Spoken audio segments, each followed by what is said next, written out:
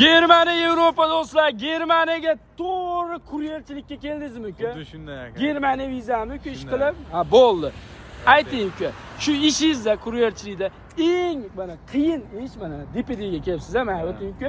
DPDda eng qiyin ish nima ish uka? Eng qiyin ish endi soat 6 da turishu. Ha.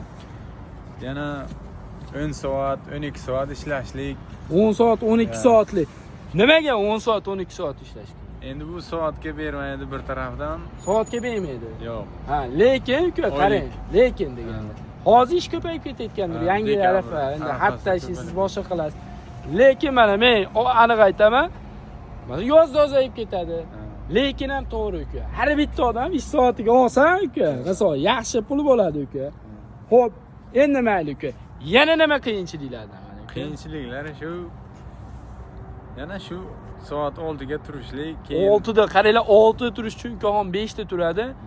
Uji qiyin. Uji haqqoniy qiyin. 10 soat, 12 soat Xo'p, ishlashlik. nima tomoni yoqdi uka? Bitta so'z bilan aytganda. Shu tomoni yoqqani intizom bor, tartib bor.